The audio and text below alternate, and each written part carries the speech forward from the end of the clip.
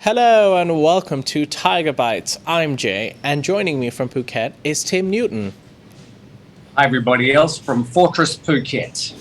Newton Del Mar. Welcome to Thaiger Bites, everyone, where we get to address your comments and feedback from all of our shows on YouTube, Facebook, Instagram, as well as the Thaiger Talk forum on the website.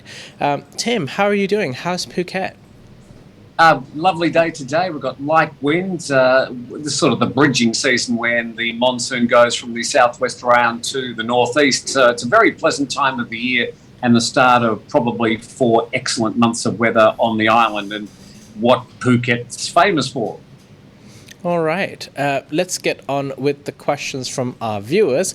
The first question I have is, well, rather comment from Patrick Antwerp, who says, very professional cat show. That's what he commented on our Thaiger Bites yesterday. Why, thank you for noticing, Patrick. I think he's a big fan of your cats, Tim. Well, we've got 5 of them. There's 5 kittens. 3 of them are spoken for, but there's 2 available. And yes, the cats are just part of the furniture here.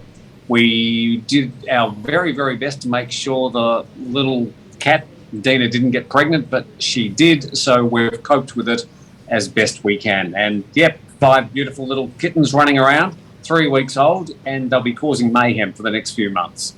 All right. Comment from me. This is from Nari Ackley, who says, oh my God, did you guys do the DJI mic? Now, this is in reference to Thailand News Today yesterday, where Natty was the host filling in for Jet, who is back today, we understand.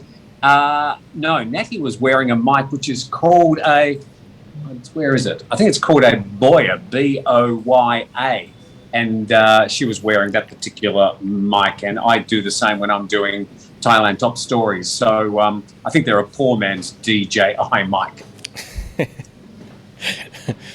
True. All right, a comment here from Gary who says, use the old train cars and turn them into coffee shops like they did in Pattaya or Phuket. I forget which. Run an endless loop video of how the old station once was while sipping on coffee and eating desserts. They can look out the window watching shoppers in the mall area. So Gary, I think, agrees. There's a very high chance that there will be a coffee shop, something involving a train, if Hua Lamphang does actually turn into a museum and or area where people visit. You can be assured that if any redevelopment is done, there will be many, many, many coffee shops in whatever they develop. But that's a good idea, putting coffee shops into the old train cars. They might even be able to do something clever by putting LED screens on the windows and make it look like you're going on an actual journey. And you could be travelling all over Thailand, or even anywhere in the world for that matter, from the comfort of your Hua Lamphang crappy old train car. All right, a comment from you, Tim. Yes, from Scott D, one of our members. Scott says, and this is once again referring to Natty, who was hosting Thailand News Today yesterday, fantastic news report. Hello from Chicago, Natty. On a serious note, thoughts and prayers are extended to the family and friends of that unfortunate tourist who was killed in reference to the van bus crash up wherever it happened yesterday. So that was reported in Thailand News Today yesterday. Thank you, Scott. All right. Next comment here is from Robert Eklund, who says, I'm a J on this. If the museum was in the same location as the train or bus hub, then people in transit could visit while waiting for their departure. See? We have such smart viewers who agree with me. No, thank you, Robert. I do believe that if the Hua Lamphang is actually used as a hub for something that allows people to transit through there, they're more likely to visit the museum. Because, coming to Thailand, coming to Bangkok, there are a lot of attractions. Unless you're really invested or love trains, you're most likely not going to go to that museum.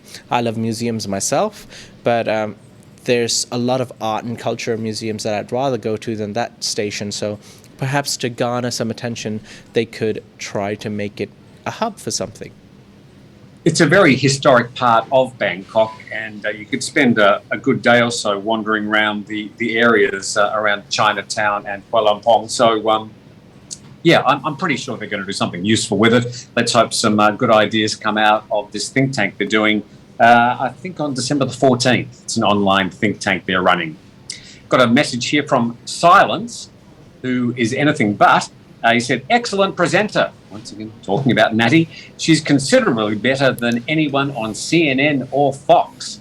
Wow. So there you go, Natty. That's, I think that's a compliment, but thank you very much.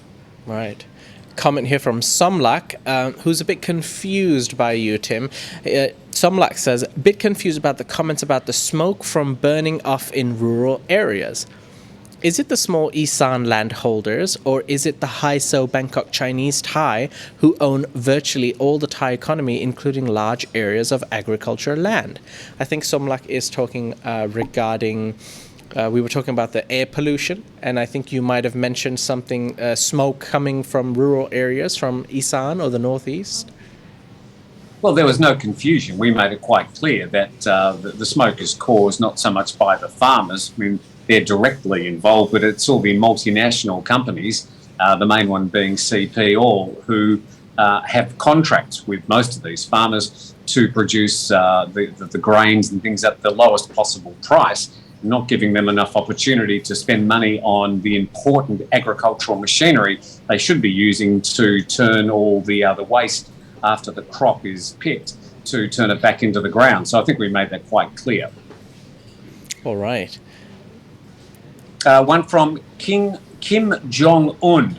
I suspect it's not the Kim Jong-un. You never know. He says, or she says, Omicron is not under control. It will be the dominant variant everywhere in the world within 2 months. So we're very lucky that we've got a qualified epidemiologist with a North Korean name who are providing us with fantastic information. So thank you very much, Kim Jong-un.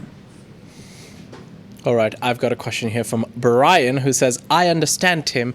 I dislike everything in straight lines. Nature itself does not work in straight lines. I think they're referring to this particular painting yesterday, which was a bit skew-if on the wall, and we've since straightened it up. That's live right. on Thaiger Lights.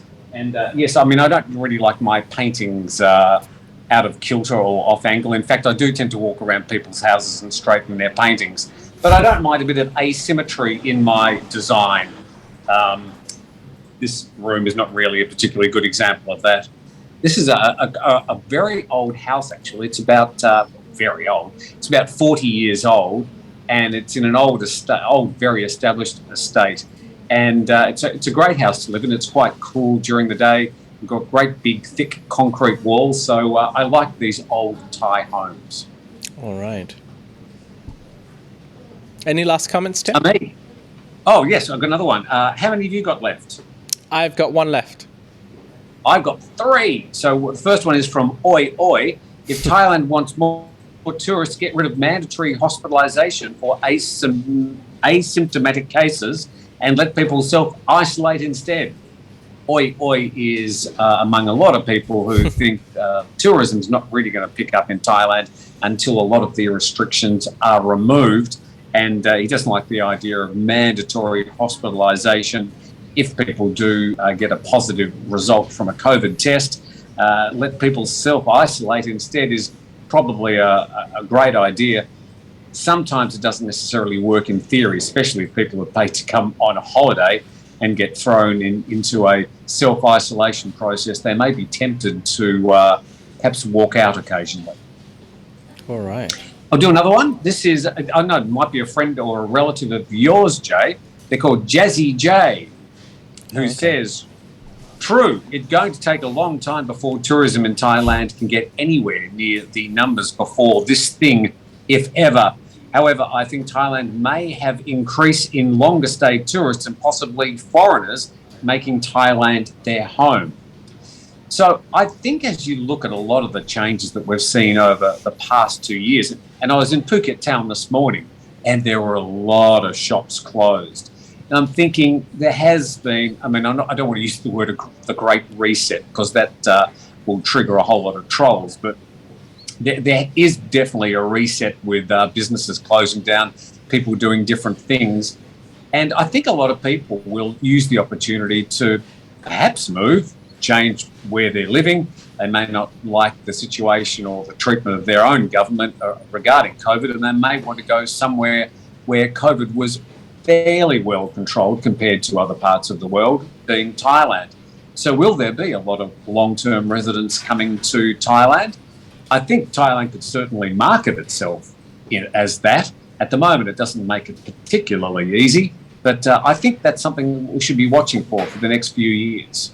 My last comment is from Don John, who asks, do you get cash discounts if you purchase a car with cash at the car expo? I don't have an answer for that. Probably not.